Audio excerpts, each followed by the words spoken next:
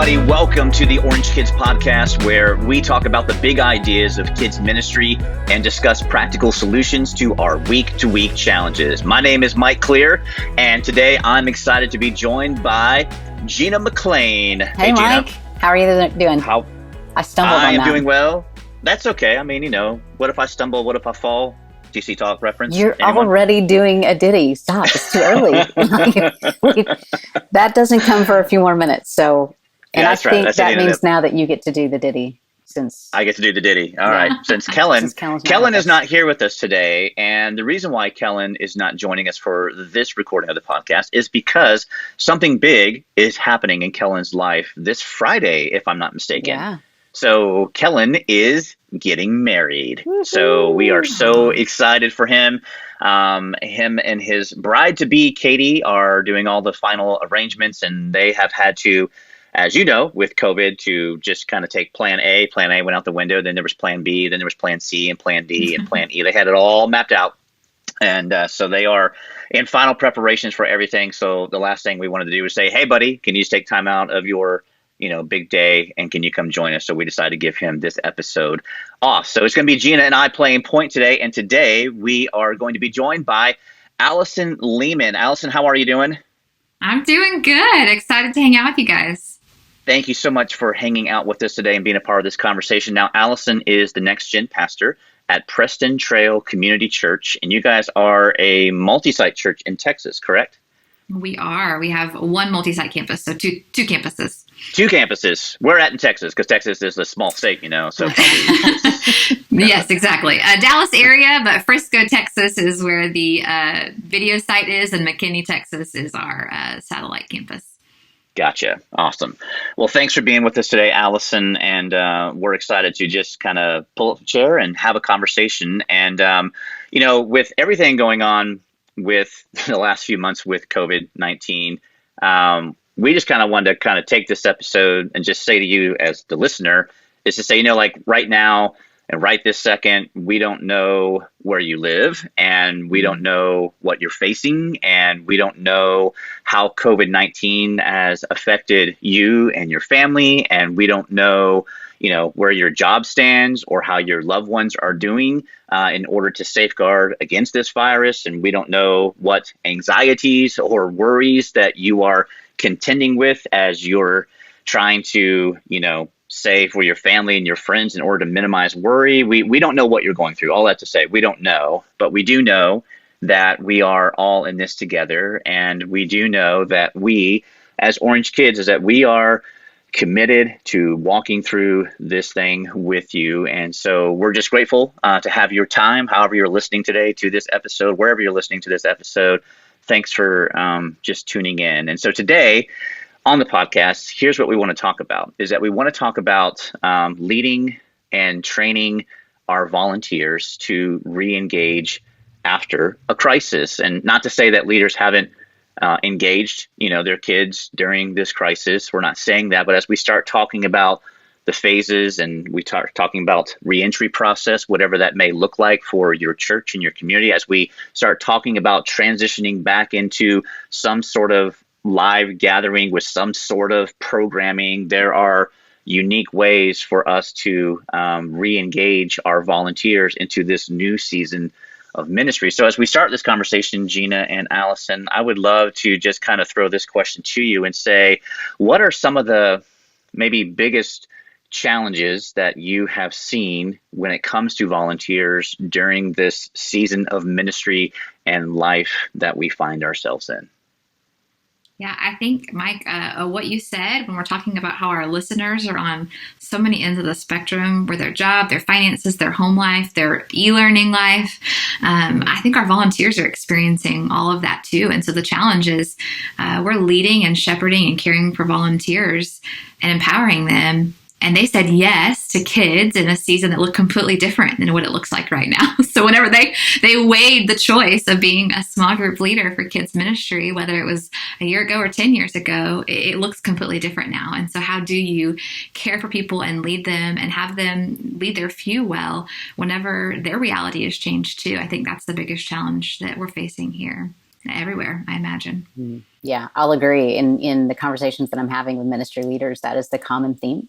There are some volunteers that are able to lean in more in a different way during the season because COVID has it's impacted their life, but to some degree, it's given them a little bit of a vacation. A little bit of a reprieve from their busy day to day. Whereas for other volunteers, this has introduced complexities into their day to day that, like, suddenly they're homeschooling their child's full-time caregiver. There's not a daycare to drop them off at. There's not school or camps or anything like that to take them to. And so for them, they have less margin, not just within their schedule, but they have less emotional margin, emotional capacity to shift into a different volunteer role. And so it seems like the common conversation is just figuring out who is where, and how do we support them best, and then how do we leverage them. So yeah, it's been challenging for sure. Yeah.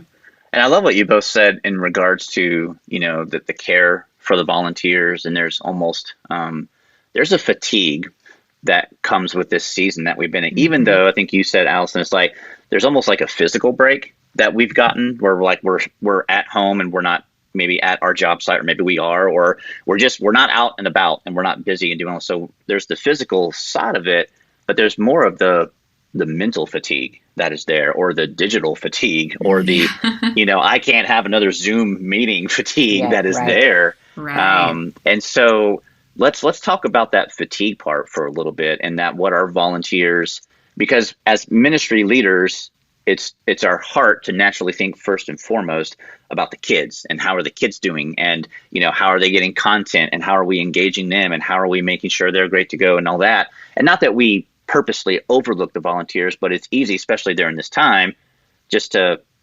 bypass them and to think about the kids. So let's talk about volunteer fatigue a little bit, and some of the things that not only that we're seeing, but maybe what are some of the things that we can do to help our volunteers with that. I'm a mom of a 2-year-old, so whenever I see my friends that are able to redo their living rooms and take on some new gardening skills, I'm like, that is not my COVID experience, right? And then I have friends who have a 7, and a 10-year-old, and their e-learning is totally different than mine as well. I don't have e-learning. I just have a 2-year-old who has a physical attention need that is often and frequent, and we're potty training. And I don't know why I started potty training. I took the week off of spring break to potty train, and then I just haven't stopped. But potty training that's during not the question COVID. you asked. I am. Oh, Alison, I'm sorry. Potty train. Yes, I could have many stories about what I woke up to yesterday morning. Oh, wow. But I won't go there. But I think for us, it's, whenever we stepped into this season, gosh, as a leader, I know that my role is a shepherd. And I think my staff knows that their role is a shepherd. But it almost was like everything that we knew before is different now, right? Our content of who we are didn't change, but the context did. And so just kind of reminding myself, my team, what we're doing in this season. And we kind of set a next gen win statement. And it was our win in this season is to shepherd our people to connect with God, each other, and the church. Good. And if we do those things in this season, then we've won. That at the end of the day, we will know if we've won by our relationships with our volunteers at the end of it. Not necessarily if they come back. I started out by saying we'll know how well we love them by who comes back. But I think I've had to change that, because them coming back or not may not be a reflection of my love, but my connection with them at the end, that is immeasurable, intangible, but it is that's the thing that we can really talk about at the end. And it's that shepherding component. Isaiah 40 talks about how Jesus tends to his flock like a sheep, tends to his people like a sheep. He's a shepherd, and he carries them close to his heart, and he carries them gently. And I love that word gently, because you can't carry a sheep gently if you don't know where their vulnerable places are. And so we've had a lot of conversations with my team about, do you know where your people's vulnerable places are? Do you know what it's like for them e-learning? Do you know what it's like for them as a small business owner? Do you know what it's like for them as a single parent? I think single parents, they've been on my heart, and our families of special needs kids have been on my heart more than maybe any other family in this season, because you talk about carrying the weight. Like that parents were never meant to completely do this alone. They were always meant to have a partner. The church was always meant to be a partner. And right now they're doing it by themselves, and we're trying to partner, but it's just not the way I think God intended it to be. And so just knowing our people's vulnerable places, and that's a measure of winning as a staff member, as a small group leader, to carry them gently. That's so powerful. And I love the fact that you were willing even to pivot and shift and redefine what the win is again, about here's what we're about now in this season. We're about caring for, shepherding, knowing, loving our volunteer team. But then the measurable outcome of how well we did is not necessarily if they returned, because that is not an action we can control, Yeah. And so I think there's a lot of wisdom in that. And just the fact that, gosh, that's a powerful thing, knowing where their vulnerabilities are. To do that means truly pursuing to find out how are they doing, to actually see them right now in this season. So it's less about, pushing an email out saying, hey, I need you to do these things. But instead, It's about, let me personally connect with you for a while so I can find out more about, where are you and how is this impacting you? Because it's impacted people in various degrees. I think the mental and emotional fatigue that I think everybody feels to some degree right now has a lot to do with the fact that we used to, our day-to-day, we knew how to navigate our day-to-day. I knew what to expect on Monday. I knew what to expect on Tuesday. I knew what to expect on Wednesday. Not that there weren't nuanced changes, but for the most part, my week was pretty rhythmic. And then suddenly it's not. And I keep equating it to dribbling a basketball. There was a time when I had to learn how to dribble a basketball. And when I dribbled, I stared at the ball the whole time. And it took so much energy just to know where the ball was and to get a rhythm for how to dribble it. But eventually, as I practiced and as I gained the skill, there reached a point where I didn't have to look at the ball anymore, because I just intuitively knew. Now I suck at basketball, but that's beside the point. This was like, episode. It's a totally different episode, but this was analogy like, still works. Yeah, it's like learning how to dribble again, Yeah. and it's learning a different skill with a different type of sport. It's just, it requires a certain amount of mental and emotional energy. And that's taxing, and it takes its toll. Yeah. No, that's good. Yeah. Alison, I want to go deep with something that you said. I love that you said, like, you see your role and your team's role with your volunteers and with your kids as like, we're shepherds to do that. And I think when this whole thing initially hit, some of us felt like we had to be almost like cruise directors by filling in all the times, and here's the activities, and here's this, and here's that, and here's that. And then we quickly realized after week 1 or 2, like, that's not sustainable. And so we're not doing that. But I would love to know, like, practically, when you say our role as a shepherd to do we know the vulnerabilities of our volunteers? What are some things that your team is practically doing that you are becoming aware of what your volunteers are walking through and going through? Yeah, I think that time, right? It's a simple way to spell love, TIME. And so spending time with our people. And so, and here's the thing, everyone's going to connect differently. And maybe we knew how to love on our volunteers pre-COVID. This person loves to go to coffee. This person hates when I ask them to coffee. They think they're going to get fired. This person loves a phone call. This person doesn't. Like, what we knew before, we're also having to readjust. So figuring that out takes a flexibility to hold everything loosely. But I think time with our people. And so we still had our huddles on our Saturday services and Sunday morning services, like before going into service. And so we can just create connection. And, we're not casting big vision for how we're going to go love on our kids during service. We're not doing, traditional small groups via Zoom right now for us in our context. And so it's really just that, like a devotional moment, a caring for their soul and a how are you moment. And those have been highly attended. But then there are those people that are never going to show up, and that's okay.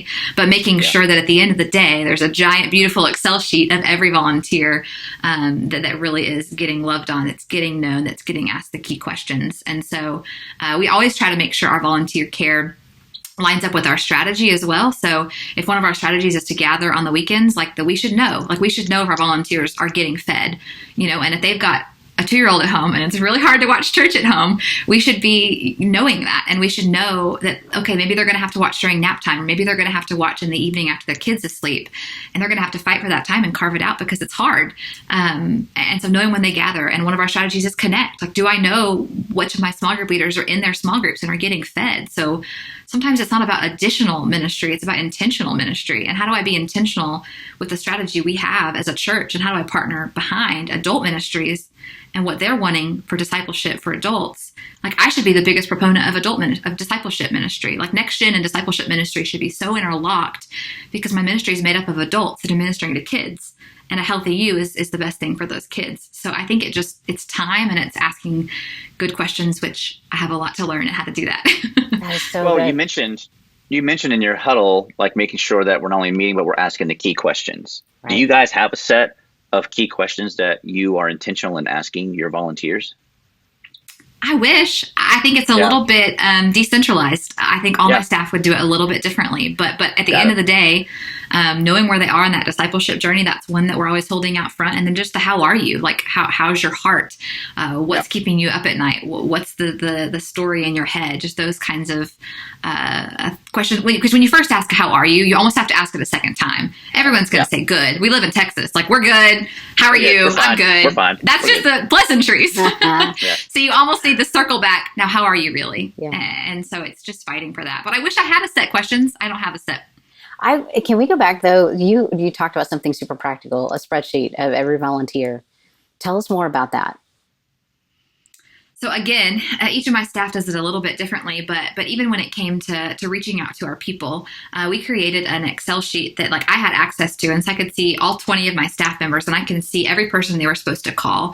And it was for them to have a place to log it, but it was for me looking at a high level just to see the kinds of conversations they were having, and they could leave notes to see how people are doing too. That also gave me, as a senior leader, information and the ability to represent our people in the leadership discussions. And so it was a way, or I hope it wasn't micromanaging, but it was super helpful for me just to see a broad swath of this is the common theme of what's going on. This is the common theme of who's able to serve, who's in their small group, of who's not even aware that we're doing kids ministry online.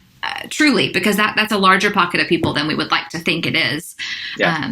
So just a spreadsheet where we all have access to each other's and you can see their lists is my preference. I love that.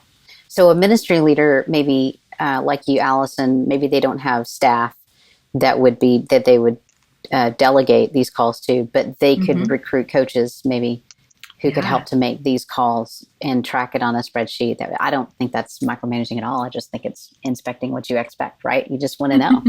You want to know how your team is doing, and this is a great way to do it. That's super practical. Yeah, and even if you don't have the team to have the spreadsheet, it's just making the goal to say, this week I want to contact 3 of my volunteers.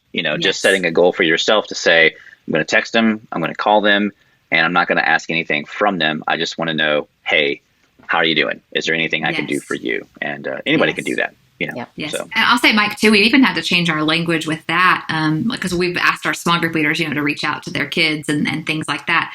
But instead of, we were asking, hey, did you get to do this yet? The kind of, did you do it? Did you check it off yet? Yeah. But we had to change our language to how did it go? How did it go whenever you reached out to your, how many people did you hear back from? What's one takeaway you had? Just changing our language. So again, so that they know it's not about checking a box. It was never about an Excel spreadsheet or checking a box. It was always about the people and about caring for people. So just changing our language, even in the questions that we're asking, has been important for us. No, that's great. That's great. That's really good. We've talked about the volunteer fatigue side of things, but as a ministry leader, the truth is when we start meeting back together, whenever that may be, to do that, the one thing that unites us all, other than we're all going through this together, is that we would say before COVID-19, the one thing that unites us all is that we never have enough volunteers, right? Like we're always constantly on the lookout. We're always constantly recruiting, and we're doing that. And so as we enter this new season of ministry, we're going to have the balance of trying to figure out, hey, we have volunteers who are eager and ready to, kick down the doors of the building and get in there and start serving again. And you're going to have some who are maybe not as comfortable and may not come back right away when you open. They may not come back weeks into when you open. And who knows if they come back at all. Like, we're not, like, that's a whole nother episode of being sensitive to that whole thing, but we still need volunteers. So when we start showing, whether we're starting to show back with a family service, then we transition into kids service, whether it's like quarter full, half full, how are we going to be doing that? But what does recruiting and finding, or let me ask you this, can you be recruiting during this time? Is that a possible thing to be doing, to find new volunteers during this season and as we get ready to enter a new season as well? That's a good question. It actually came up in my May Next Gen meeting with my staff, and they were like, okay, Alison, now tell us how to recruit, because we're losing leaders, but we're not gaining leaders. And so we're supposed to spend our June meeting talking about this, Mike. So this is not something that we have figured out, but here's what I will say.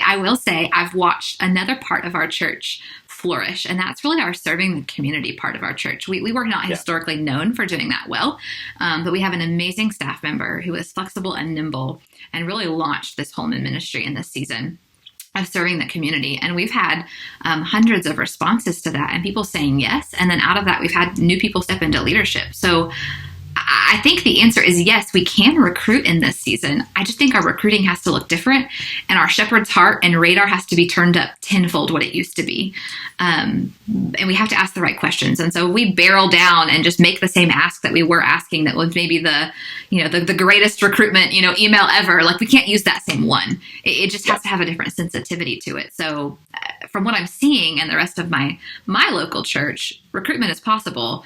And we're going to spend the summer. That's kind of our summer objective at Next Gen for us, is figuring the summer how to do that. And it's going to take re-upping every single volunteer and rechecking in with every single team member and seeing where they're at, and really not seeing it as a loss if they say no, and just reprioritizing them and replacing them in a different part of the ministry. But I think it is changing how we're spending our summer.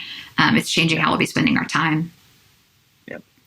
Do you think it's possible, Alison, that as you're engaging families, because there's still some personal connection with families through this season. And so do you think it's possible that as you're re-engaging families, that is a space where potential volunteers could come from? I definitely do. I mean, I think from just around the heightened, social media presence that we've had, you can see the families that are interacting, right? And I know, like, good friends of mine, and I'll comment like, "Why aren't you commenting on our posts? It helps. Our comments helps our comments and our algorithm. Why aren't you commenting?" And some of my friends are like just it, share it, review it, like all that. Exactly, all the things. Come on, you're my bestie. You should know this. But gosh, some of them are just so darn busy, they don't even have time for social media. Yeah. And so there's this whole pocket that aren't even active that usually would be. And so even paying attention to who is active could, I don't know, but it could be a group of parents that are untapped into. I know we've had like new, frequent commenters that we didn't have before. And so how do I build a relationship with them? How do I message them and just say, "Hi, I'm Alison. I've not met you yet. And I'd love to get to have a coffee with you whenever we get back to I hate even using the word normal. Whenever we get back, able to meet for coffee." But I wonder if it's building some of those sideline relationships with families that are involved, or just even partnering with our small groups adult ministry better, and just seeing, who they're seeing, who they could shoulder tap as well. Yep. I love the idea of that, though, tapping who appears to be a fan, and at least leaning in to find out, is this a prospective volunteer for the future? That's smart. That's good. Yeah.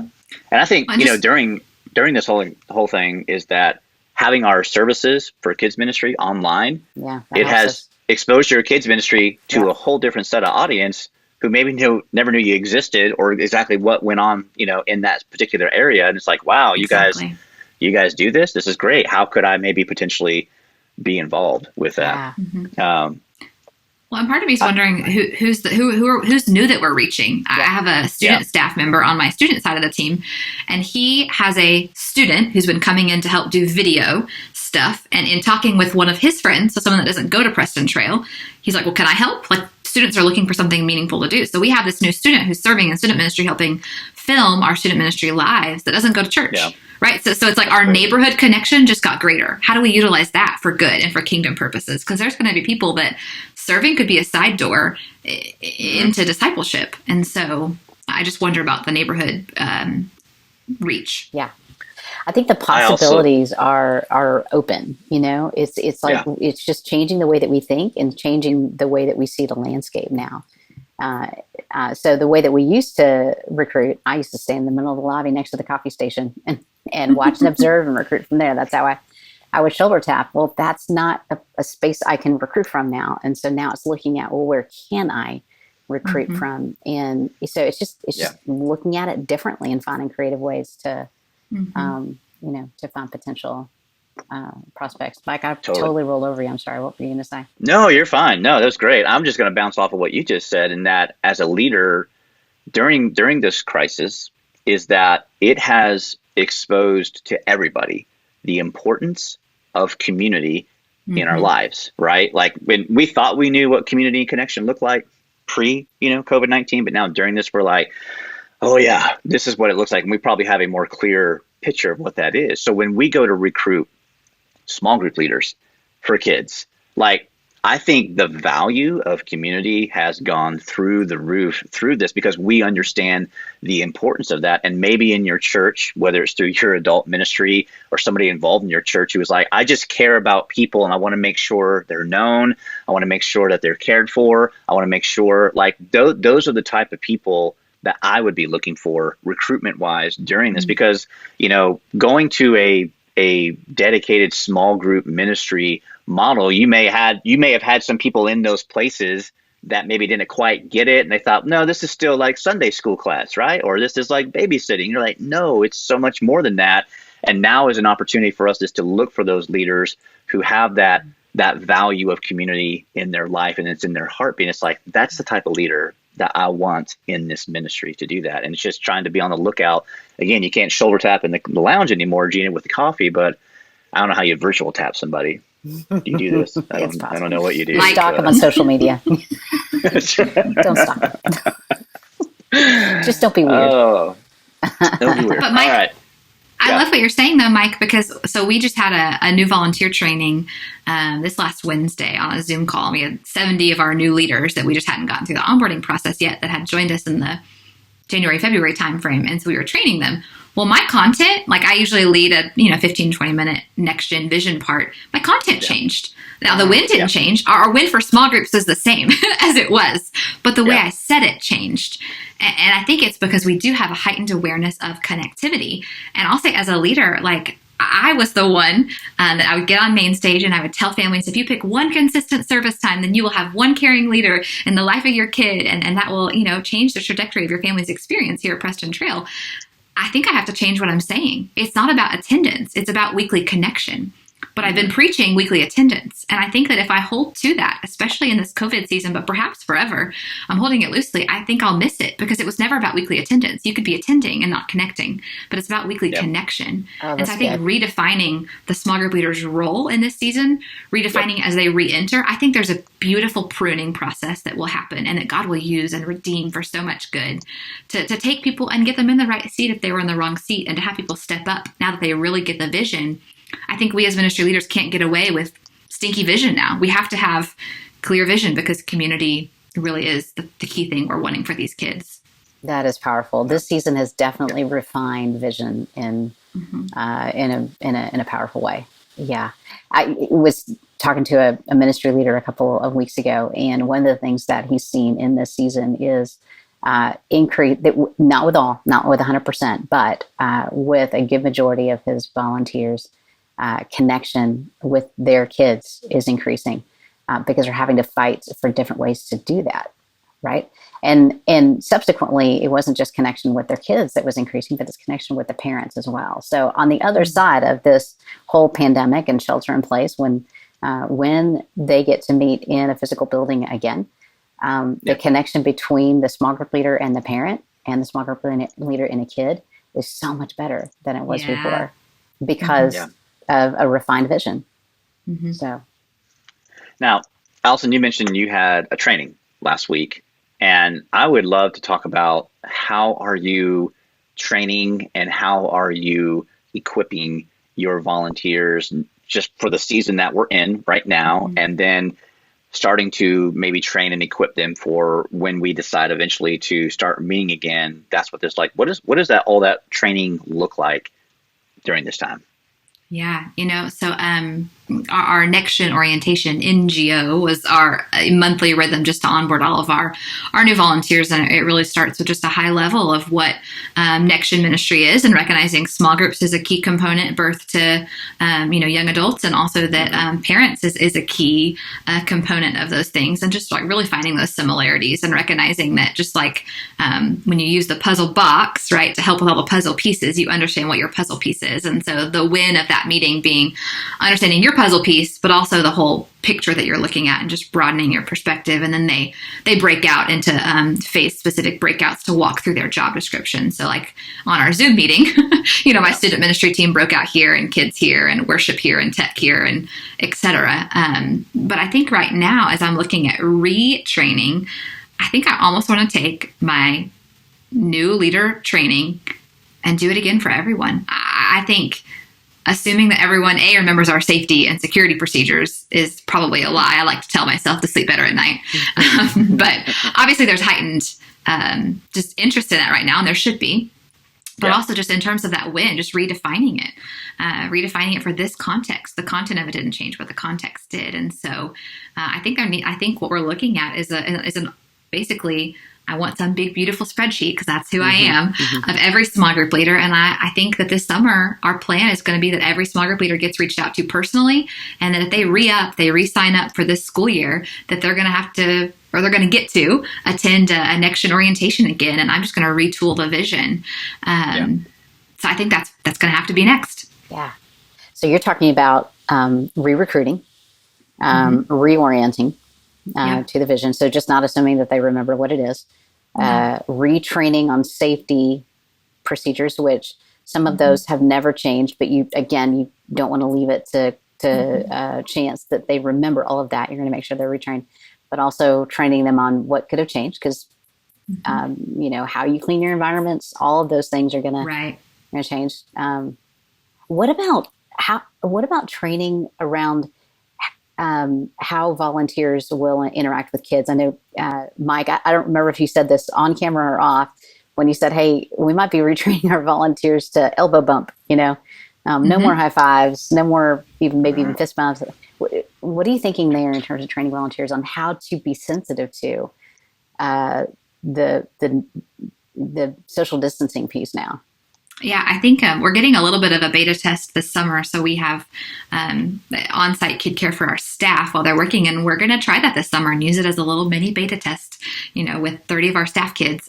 But we've had to retrain those ladies on just separation anxiety is going to be tenfold a thing of what it used to be, because like my kid's been with me the full time. Like he was used to a very full-time working mama going to preschool, and now he's been with me all the time. And so retraining on separation anxiety at all ages, not just at the 2-year-old age, I think is going to be super important. And just I think, again, Mike, you had mentioned this before, but just retraining them on respecting different families' preferences and how you can disagree and believe differently and still love each other. I think that's going to be really important for the church to lead out really forward in that, because you're going to have different perspectives on what's appropriate, fist bumping or full hugs. Like you're going to have to train and walk through that, but also in terms of a family's preferences, because they're going to differ. Even though we as a ministry may have one preference, a family may have another. So how do we make what matters to the parent matter to us? Yeah. Well, I think, Gina, you touched on the anxiety part, and I think that's going to be the huge unseen thing that we've got to figure out how to equip our volunteers to deal with when the kids start meeting back together. Just like personal example is our summer camp that my son goes to. They just got the clearance they could meet for an overnight camp to do that, but there's some protocols that the governor here in Georgia set forth, and one of those is that kids have to get a all clear COVID test 7 days prior to attending camp. And my son was like, I don't want to take a test. And I'm like, well, why? Well, what if I have it? I'm like, well, then we'll deal with it. But don't you want to know? Like, I don't want to. And then he just started going down this trail. My son's just very anxious about everything. Even today, he's at a dentist appointment. He's like, what if I have a cavity? I'm like, buddy, you're 12 years old. You've never had a cavity. Yeah, what if I get a cavity? Then I get a shot. Will I get COVID? And I'm like, okay, I got to back up as a parent and just be like, I need you to calm down because you're getting me anxious now, kind of a thing. But I really feel like that is going to require us to rethink our training procedure and how we help our volunteers deal with that, because that's going to be a real issue for kids when they start coming back to do that. Not all of them, but it's going to be there for sure. Mm-hmm. So in terms of equipping our volunteers, there's the reentry part, but then just even right now, what are some practical things that you are doing with your volunteers to help them connect? Because again, I think you said this earlier, Alison, which is so great. It's like, it's not about, I don't know if you said, like, it's not about content, it's about engagement. Like how are your volunteers engaging with their kids right now? What are some things that you are doing to equip them to do that?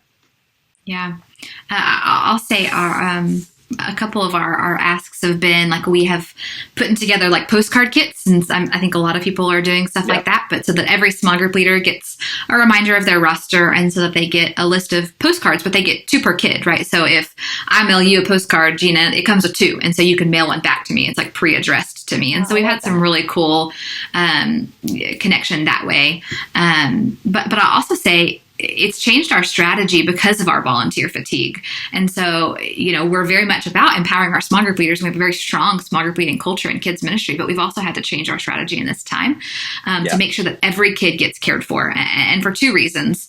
One, because we noticed a crack in our system that turned to a gap in COVID. I'm sure some of you are experiencing those.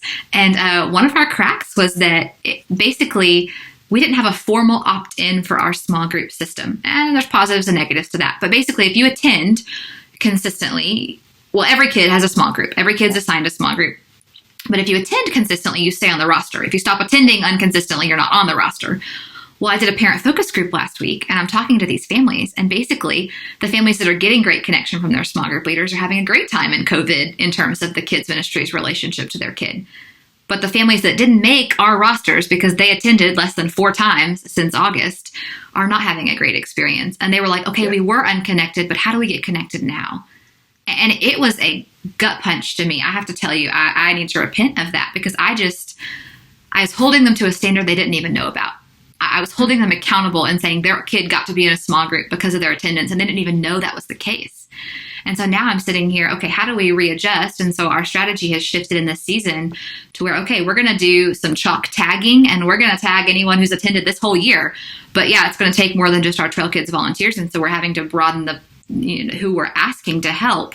And it may not be that small group leader going to tag those 20 homes. It may be someone who doesn't even serve in kids ministry helping tag, and it's Trail Kids loves you. Because I need them to come back to Trail Kids at the end of this. Like, we're about to shift forward in small groups anyways. I need them to feel come back to Trail Kids.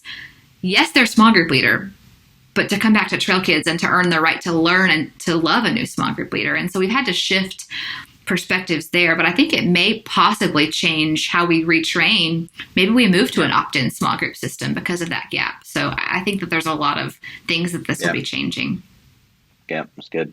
So here's what I would say as we kind of wrap up our episode here. This is for you, Alison, for you, Gina, as well. It's like, whenever we talk about stuff that we need to be rethinking, or we need to be reshifting, or it's easy to get overwhelmed, right? And there's the digital fatigue, there's podcast fatigue, right? It's like, I know I'm supposed to be doing all this stuff. So what should we, if we know we should have been doing all this stuff all along, but we haven't?